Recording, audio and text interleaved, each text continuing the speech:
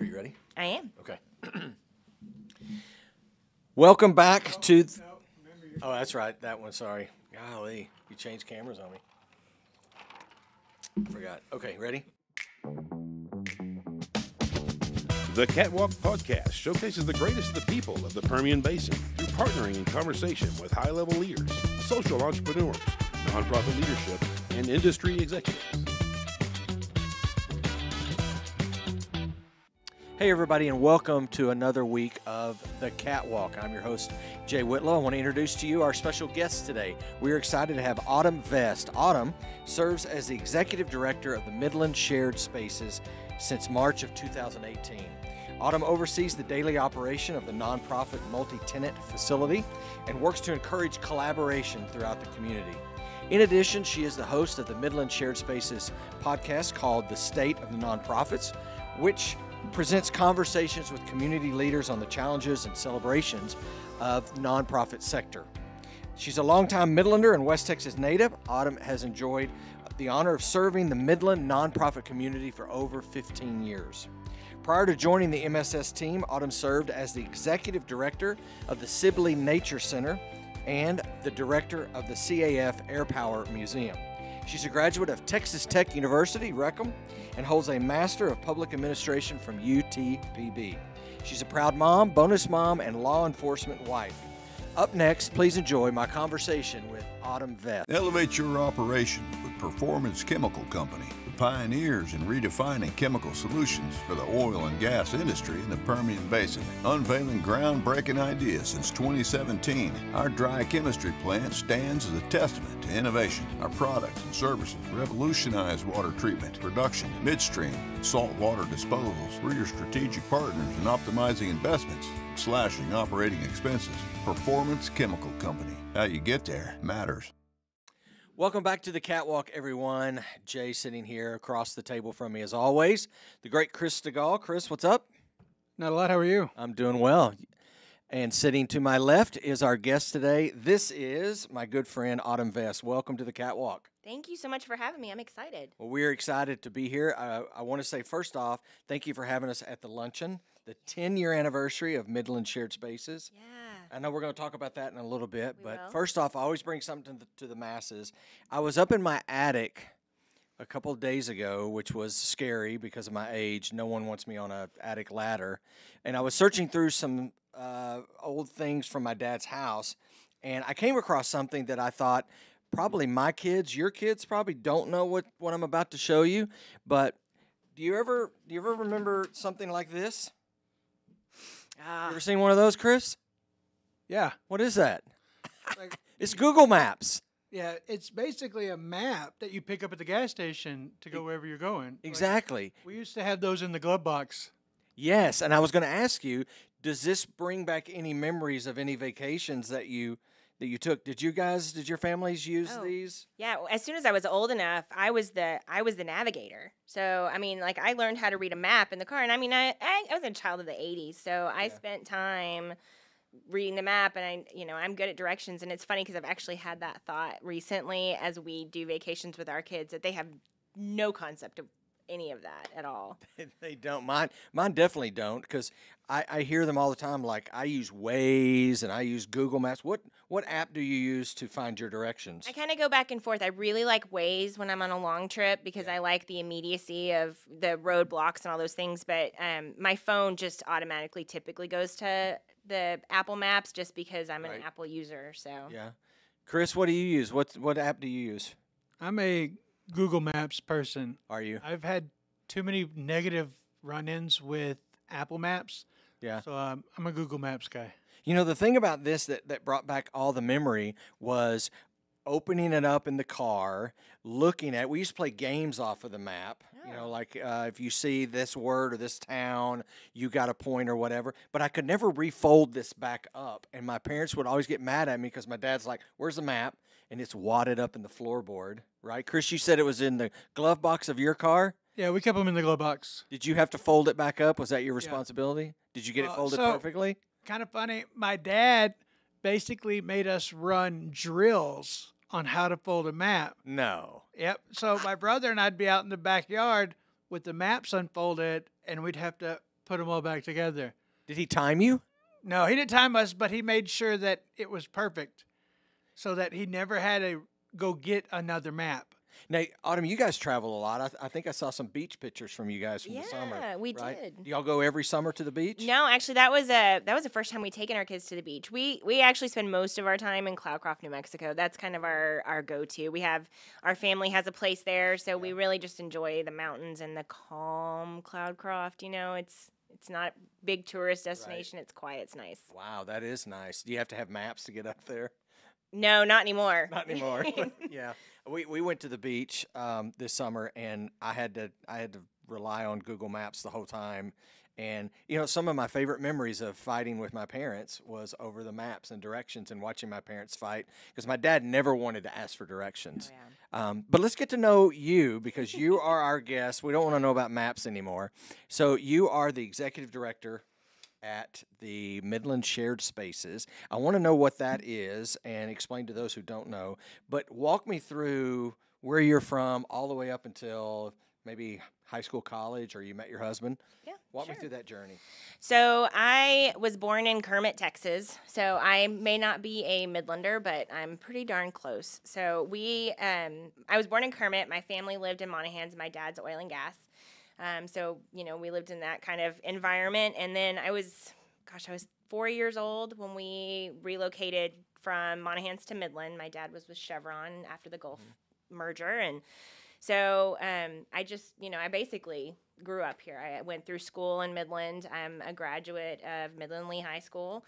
And I've been a part of the community for pretty much my whole life. And it's been a real blessing. And so I really... I credit a lot of who I am with my community that I live in, and it's been a journey. I've enjoyed it. It's neat to see people that I grew up with that are coming back to our community. We're seeing a lot of people that I went to high school with that have moved back to the area. When I graduated high school, I'm never going back. I don't want anything to do with Midland, and that's not at all what happened. I went to Texas Tech. Yep, Wreckham Tech. I graduated in 2004 and had no idea where I was going at all. And so I came home for the summer, and there was an ad in the paper for UTPB. They had a brand new program called the Masters of Public Administration. My mom's like, you should check that out, until you figure it out. I had taken the GRE at that point, so I knew I could go to grad school. So I went in and I talked to, at the time it was Carol Trout was the leader of that department.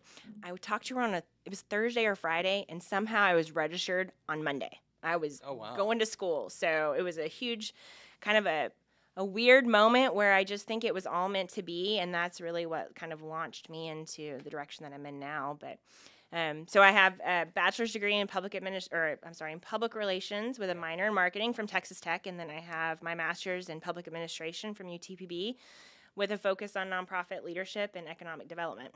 Wow. So, yeah. Now, you went straight into your first job at the CAF? Actually, no. It kind of I stepped into nonprofit work right out of I was in my master's program. Mm-hmm. And I was in the economic development course, and they brought in Midland Development Corporation to do a presentation on the work that they do. And I can't recall the gentleman's name at the time. It's been 20 plus years ago. He came in to do a presentation, and I thought, you know what, I live in Midland, and I need an internship for my master's program. Right. So I stopped him at the end of the presentation, and I talked to him about it, and I got an internship that was paid, and I ended up going to work there. And I stayed at the Chamber of Commerce and the Convention and Visitors Bureau for about 4 years, I guess. And when I left there is when I landed at the Commemorative Air Force. Wow. Tell me about that position, because I don't know anything about the Air Force place. So Commemorative Air Force, I never really knew what I was getting into when I walked in the door. I thought, honestly, I was just ready for a change. And I thought, I'm going to go give this 3 months, see what it's like. I ended up spending 6 years of my life there, and it absolutely formed who I am today as both a nonprofit employee, as a leader, and just generally as a person. I absolutely learned so much from that organization. I had a great time. I got to do some really cool things. Did you get to go up in all kinds of planes and stuff? I did. Did you guys do the, what's the deal in the fall, the The air show? The air show. Were you in charge of that or I part was of that? part of that, yeah. So I was hired. I was hired as the membership director or coordinator. It's an international organization. Somehow over time, I became the director of membership, marketing, public relations, and later the Airpower Museum. Okay. Yeah. So I had all the hats. But I did all the marketing and public relations while I was there during that time. And so I got to do a lot of really cool things and meet a lot of really cool people. And that is where my heart's at with those veterans. It was such an amazing experience to hear from them firsthand, their experiences. The majority of the people I worked with at that time were a lot of World War II and Vietnam veterans. And the experiences that they had in war and on the home front, both before and after the wars that they experienced, it just truly was the most rewarding experience to get to honor them. The airplanes were a cool opportunity. I learned a lot about aviation. I love the airplanes. That was such a neat experience, but it was really the people that spoke to me. Yeah. And the opportunity to serve them and to serve the community, especially as I stepped into the museum as the director there. We saw kids come in for education. We saw veterans coming to show their family members elements of their experience. And we just general people who had no idea what they were getting into when they walked in the door, that left with some sort of information or life-changing moment that they realized the impact of what had happened in our world, Right. So we were primarily focused on World War II within the museum, but there was some really amazing stories that we had there and that we experienced. But the air show was a great, fun thing that we did once a year, and that still goes on here at the airport. And, being able to manage all of the PR and do the TV and the radio and all the interviews and all the things, that was such a blast. But I think one of my favorite things I got to do with the CAF was travel. And in that process, we would go to air shows across the country. Right. We had partnered with country music star Aaron Tippin. Mm-hmm. If you know Aaron Tippin.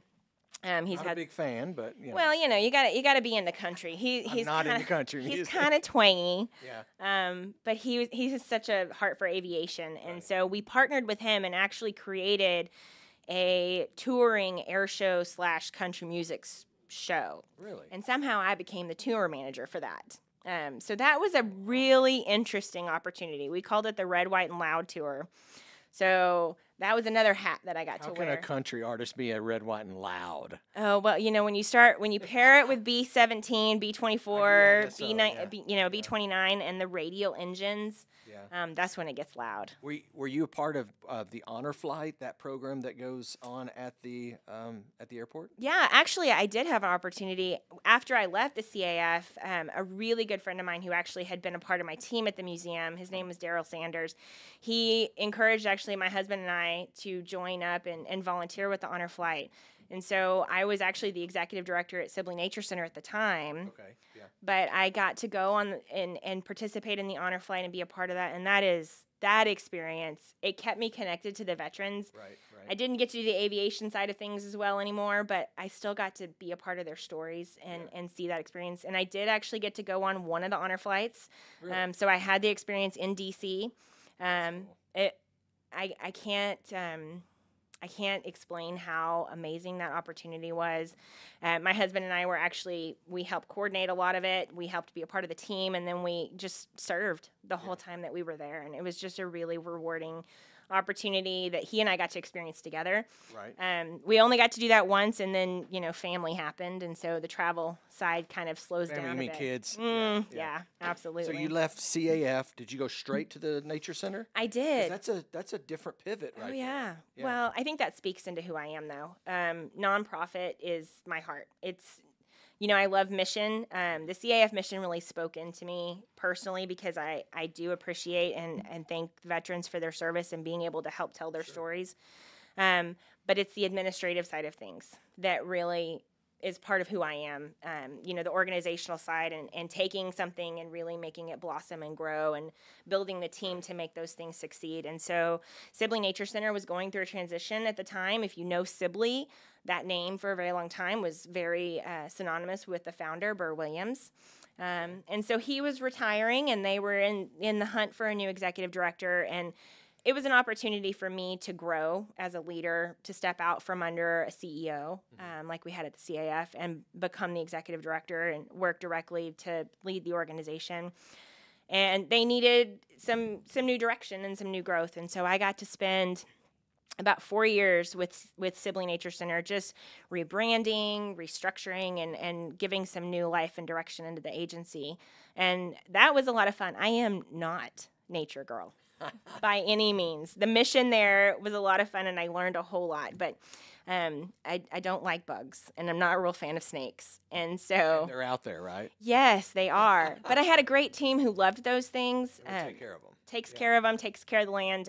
Michael Nichols, the museum coordinator out there. And man, if you need to know anything about anything Nature West Texas, you call Michael Nichols. He's phenomenal. Yeah. But he helped me do all the stuff I didn't like to do Yeah. so that I could do the stuff I did like to do. You know, I've been out there a couple of times because my wife does nature photography and stuff. And Ah. so that's a great place to go and take family photos, take nature photography and stuff. So, It is. all right. So at some point in your CAF to Sibley, did you meet your husband in there and the family? You said something about them Yeah. family happened. So tell me about that. How'd you guys meet? Tell me about your family. So my husband and I met.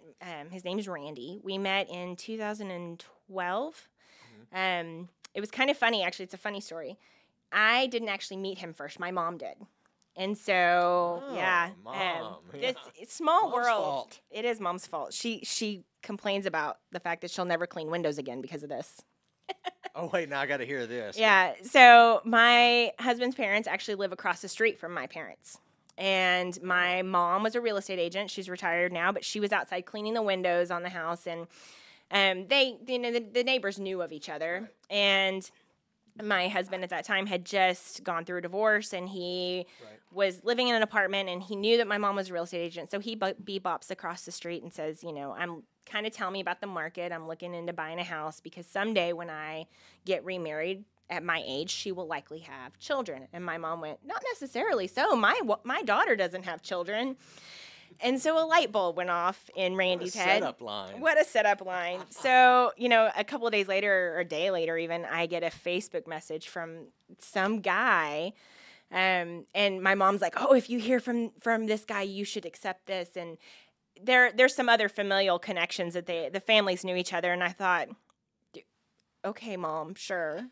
Whatever. So I accepted the Facebook request, and then we started to chat, and we went out on our first date, and we actually just celebrated our 11th wedding anniversary this last weekend. Congratulations. Thank you. So Facebook was involved Facebook was at involved. some point because Yeah. several of the guests that we've had, and even Chris over there, met his wife on dating apps. I heard And this. all of these younger people that I bring in, they're like, yeah, we met on this one, and I'm like, what happened to the old school where you go up and you kind of talk to the mom or you talk to the kid or whatever? So you kind of had a little bit of both of those. We You had did. the old school way, but you also had the Facebook app Yeah. in there. So describe your family unit right now as if it was an amusement park ride. Oh, well, I think it's a little bit of a roller coaster. One of the ones that Mm-hmm. spins real fast, and all of a sudden you feel like you're Busy. like the G forces have attacked. Yeah. We're crazy busy. So I mentioned my husband's divorce. So he came with two blonde-headed beauties. They were 3 when we got married. Right. They're now 14, Uh-oh. twin girls. Uh-oh. So imagine 2 14-year-olds going through all the same stuff and hormones and things. So that's Not just one, but 2 at the same time. like double mint fun. Yeah. So that's a lot of fun. And then we also have a 7-year-old, a little boy who, gosh, he just keeps us on his toes all the time. I So, see your posts a lot, and you are busy. Now, Randy, yes. he is in law enforcement. Can He you talk is. about what he does? Yeah. So Randy is just finished up, I think, about 15 years with the Odessa Police Department. He is a lieutenant on patrol right now. And so this tells you who we are as a family. Randy is retired Army. He was medically retired and then came into the law enforcement field, 15 years ago. And that's who we are. We serve our community. Yeah. And it just made sense for us. I don't think we're exactly the same person, but we're very much alike, which also can be an interesting dynamic. But it's fun to know that I have a partner who has the community heart that I have. He and I both want to make sure that our kids grow up understanding the value of serving our community and being a part of it. And just, he likes to tell people he's protecting America. That's awesome.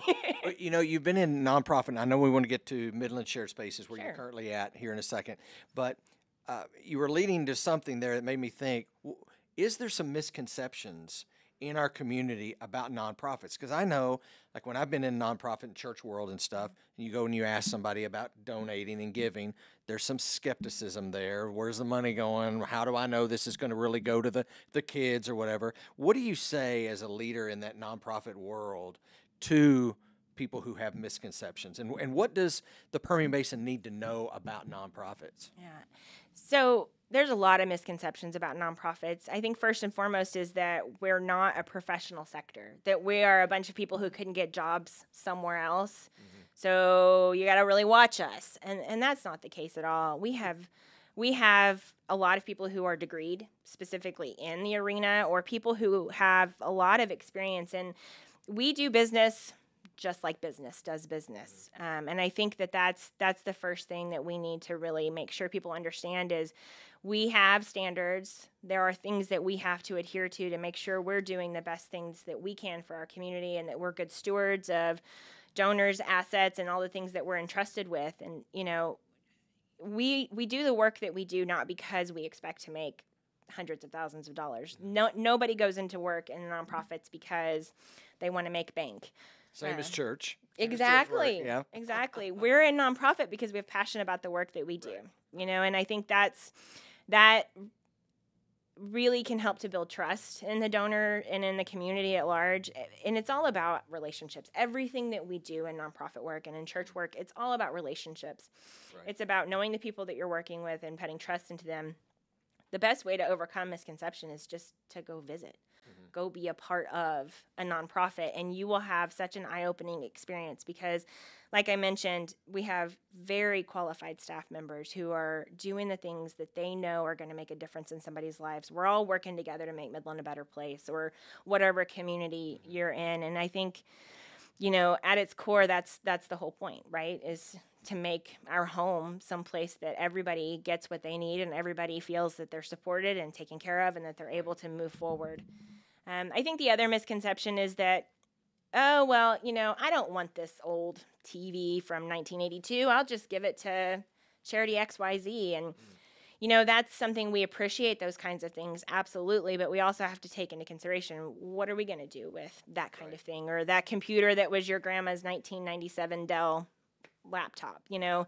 Nobody's really going to be able to use that. Exactly. Yeah. Exactly. So it's really taking having a conversation, understanding what the nonprofit needs. Some nonprofits really just want your time. They don't, you know, your dollars are great, but your time has got a lot of value to it. The ability to volunteer, to step in and be a part of the mission, that's a huge asset for a nonprofit. You know, there are some people out there who want to just give dollars, and that is absolutely welcome, and we're grateful for that. And there are some people who don't have the dollars to give, and that's 100% fine. We want their passion into our agency as well. Right.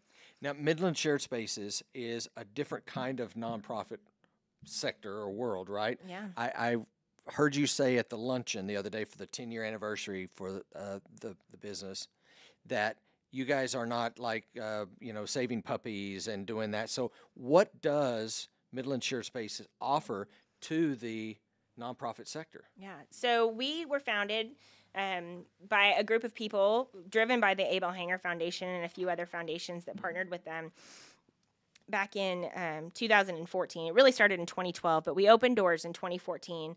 And the mission of Midland Shared Spaces is all about serving nonprofits to help them and to enhance the work that they're already doing. We, like you said, we aren't saving puppies. We aren't active in youth leadership. We're not dancing on the stage with the ballet, but we're helping to support those back office things so that those nonprofits can do what they do even better. And so the work that we provide, we started out with just the facility. Within the walls, we have 12 nonprofit tenants that live in the building, and they operate with us daily. We provide to them IT services in fully furnished space. So we give them their computers, we give them access to workrooms, we have 7 meeting rooms, all of the shared amenities of having one office building. Now you've taken 12 nonprofits, and instead of having 12 different buildings, Right. all of those things are consolidated. So you've already dropped your overhead costs, instead of replicating that for each agency. And that was our real primary focus. The IT services, we all struggle with. We're all become accidental techies. You're helping your family with the Wi-Fi, and you go to work someplace, and suddenly you're the guy that knows the internet the best, and so you're the guy that everybody goes to. So you guys do tech support, right? We do tech support. I wonder what it's like, Chris, to have your own personal tech support. Because you are my tech support here. I'm going to throw you out in the middle of the interstate. He hates being called the tech support. So, yeah, I had to keep him involved in that. Okay, so I wanted to stop you because you said you had 12. Yeah. Is that capacity? We are 100% full in the building. So what is there plans for expansion?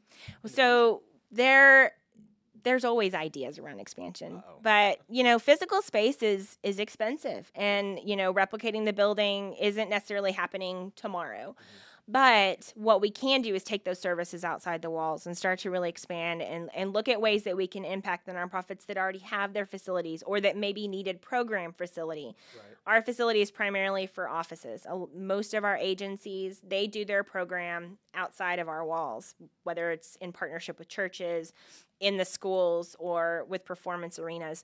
And so what we can look at is where can we really create more service and really support more nonprofits. So in 2020, we were already stepping out into expanding our IT services when the pandemic happened, and everything just really came together very well because it was an opportunity that we saw nonprofits really needed support as they were forced to work from home and their employees weren't able to access the office.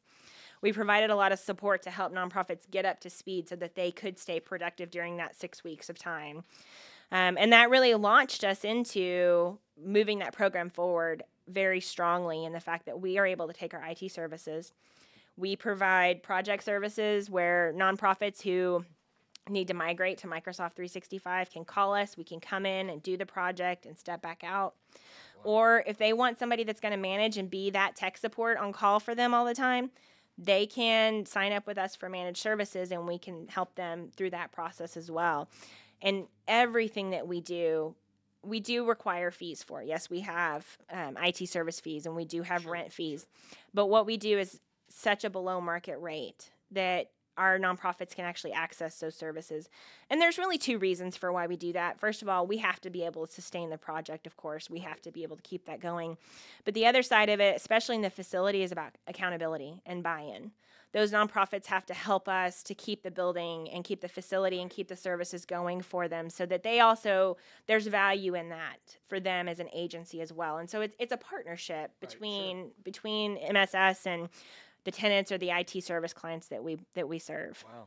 Did COVID set you guys back some, or did it give you the opportunity to kind of reinvent some new process? Because the tech support outside of the 12 is kind of what you're doing now. Was there other things that you guys were like, hey, COVID's kind of opened the door in a new area, a new direction? Not specifically with COVID. We didn't slow down during that time. We did have an opportunity to do some administrative things that we normally wouldn't do. I mean, our team was crawling around under tables and taking inventory that we hadn't really had a strong handle on prior to that, as far as furniture and things like that.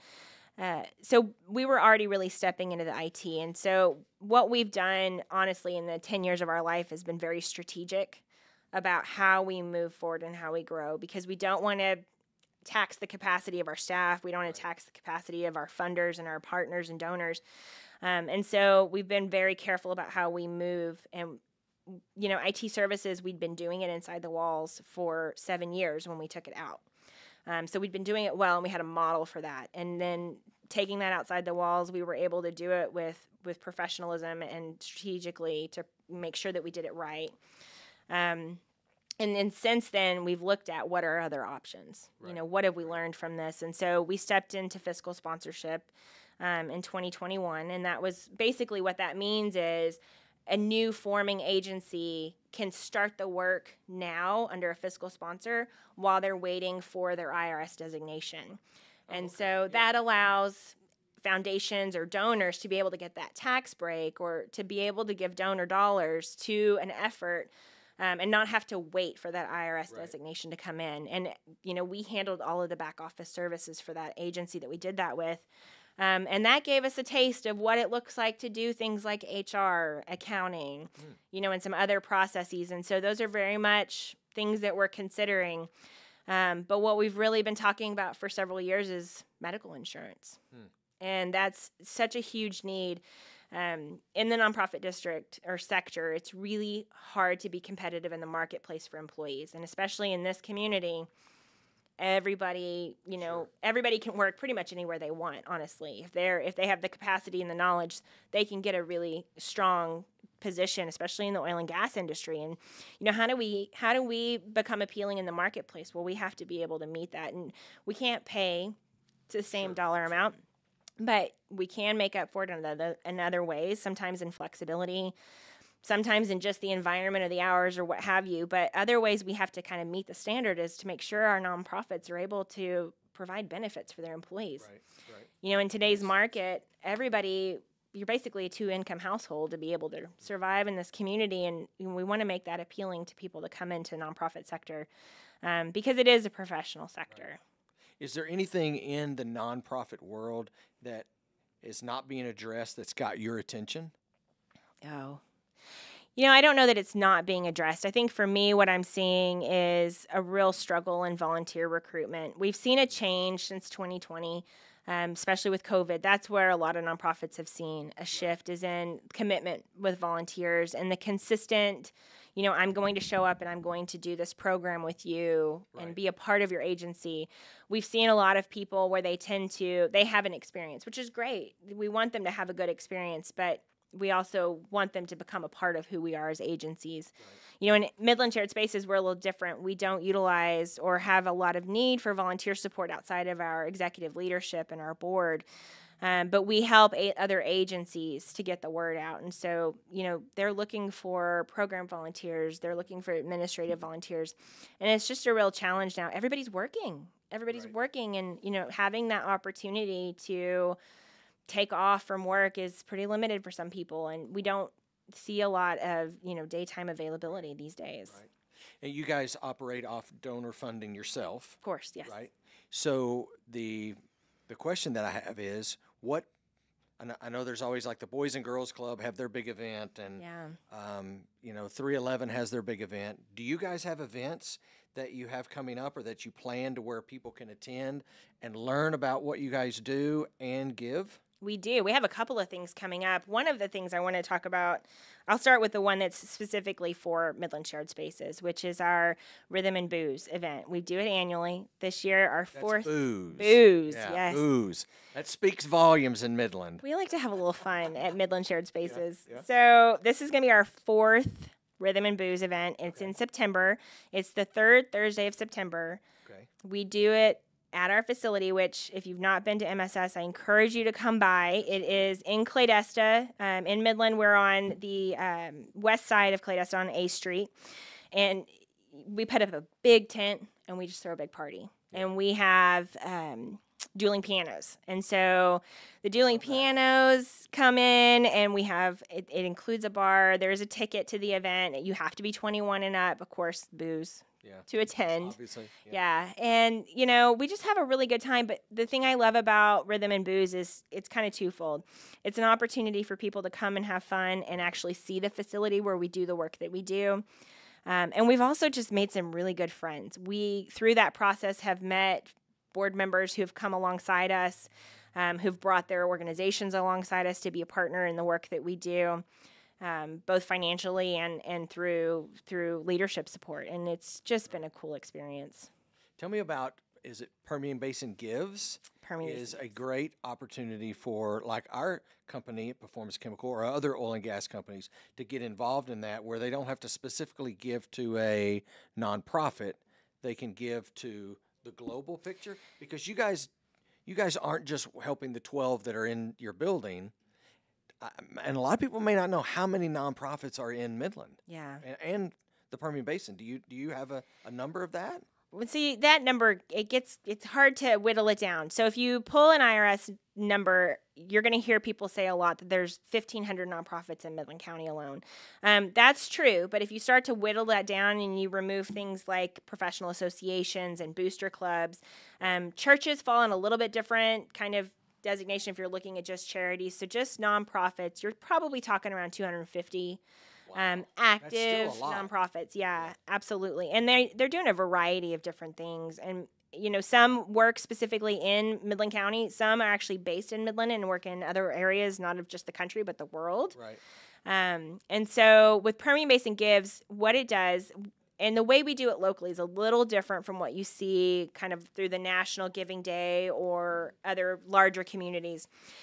We have one website, and this is managed by the Nonprofit Management Center, which is actually one of our tenant in our facility. They have a website. It's called PermianBasinGives.org.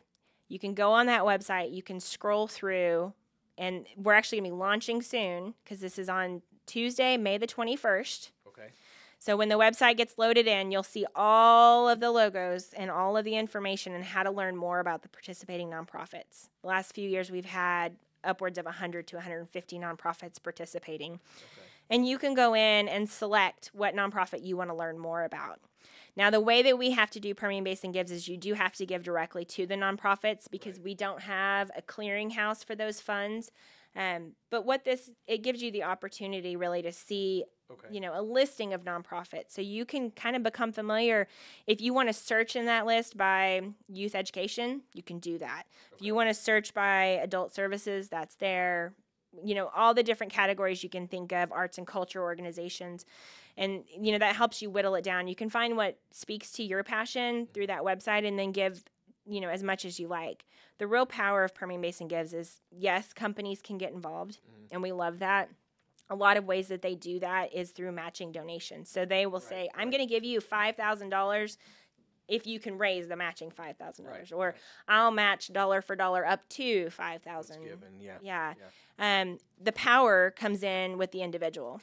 It is where people who, like me, I have 3 children. My husband's a police officer, and I manage a nonprofit. And so I don't have $5,000 that I can give to a nonprofit on a Tuesday. But what I can do is take my $5 or my $20, and with your $20 and Chris's $20, suddenly now we have $60, and then you have a matching donor, and those things start to grow. Every dollar that you give to a nonprofit makes a difference. And your $5, you may think, gosh, it's $5. Yeah. I can't give. That's not going to mean anything to you. Cup of coffee. Yeah. It does. Yeah. It all adds up. Everything we do really relies on our community support. And, your $5 coupled with mine and Chris's and everybody else that decides to come to the table can really make a huge impact and be a part of the programming, not just at MSS, it's any nonprofit that you choose. Right. I want to wrap things up. A couple of questions, but before we do that, I got just some fun ones I want to throw at you, okay? If you had to sing karaoke right now, what song would it be? Oh, gosh. Taylor Swift. No, gosh, no. I'm not. I mean. Oh, yes. Thank you. Okay. Thank you. Yes, finally. She's okay, but it's not my thing. I think right now I'm torn between Stick Season. The guy's name is Noah something. I can't think of it right now, but I like it. And then another one is Beautiful Things, which is really popular on Instagram and stuff. Somebody on American Idol sang that the other night. Crushed it, killed it. Yeah, you don't want me to sing karaoke, though. Let me just put that out. Okay, I want to scratch that question off because I was like, okay, let's hear you sing this. Yeah. Okay, is there one productivity tool or an app that you just can't live without? Oh, well, my husband, good job. He is the app. Well, yeah, there's that too. But no, for my anniversary present, he got me a Remarkable 2 tablet, which is like it's a tablet that's basically a notebook, and it syncs to my phone and my computer and all the things. And so I'm learning that. Yeah. But it's so much lighter than my traditional notebook spiral I usually carry, and it writes like paper. It doesn't feel like your iPad with your iPad pencil. So I like that so far. Do you cry in movies? Sometimes I don't watch a lot of movies, honestly. Really? To the chagrin of my husband, because he is a TV movie guy. Yeah. If you can't, I have a book in my hands. You're the reader. I am the reader. Movie, TV watcher. My Kindle is literally in my purse everywhere I go. You're describing my family. Yeah. Gayla loves to just have the Kindle and read, and she might have something on to kind of give noise. Yeah. But she's all about reading, mostly history and stuff like that. And I'm like, give me a series to dive into because I hate reading. Yep, that's Randy. All right, I want to wrap this up. Okay. Thank you for your time. I really appreciate it. I love what you guys are doing. Thank you. And support you. It was great to be invited to the lunch and be there and support and meet so many different great people. And I know Adam Hernandez, one of your board members, reached out to me, said that he loves what we're doing. I love y'all's podcasts and stuff. So it's great to see the collaboration that you don't even know is happening, from that. But I want to ask you these last two questions. Okay. So we're sitting at a table and we're having a conversation. Who would you invite to sit at your table and pour into you? Oh, I've had a lot of blessings with women in my life. My mom, first and foremost, she's the reason I'm in nonprofit work. She took me to volunteer with her when I was a kid. I think Jane Wolfe, she's a local retired real estate agent. She's always been a great mentor and support for me. Yeah. And then I have two of, I don't know, I could list a million people, but two of my good friends that are women who they're later in their career and they've been a mentorship and, I work with some incredible people. Yeah. And I honestly, it's hard to pick because that's why I love my community at MSS because, I have 12 different agencies that at any given moment, if I'm going through something, they're going through something too, or they have been, and we can support one another. And that peer support, I just am so grateful for that. But yeah, the women in my life, I'd say. If you could sum this up in a sentence or two, what does Autumn Vest want to be known for? I think in the last 6 years since I've been with Midland Shared Spaces, my ability to engage with people and really listen and be true to who I am at my heart, and for people to see that in me, that's what I want to be known for, is that when people talk to me, they know exactly who I am at all times. I want to speak truth and authenticity in every conversation that I have, and I want people to look back and go, I really knew who Autumn was. Yeah. Well, thank you. I appreciate your time, and keep doing what you guys are doing at MSS. Thank you for joining with us. Make sure you like, subscribe, and share this episode. We will see you next time. Elevate your operation with Performance Chemical Company, the pioneers in redefining chemical solutions for the oil and gas industry in the Permian Basin. Unveiling groundbreaking ideas since 2017, our dry chemistry plant stands as a testament to innovation. Our products and services revolutionize water treatment, production, midstream, and saltwater disposals. We're your strategic partners in optimizing investments, slashing operating expenses. Performance Chemical Company. How you get there matters.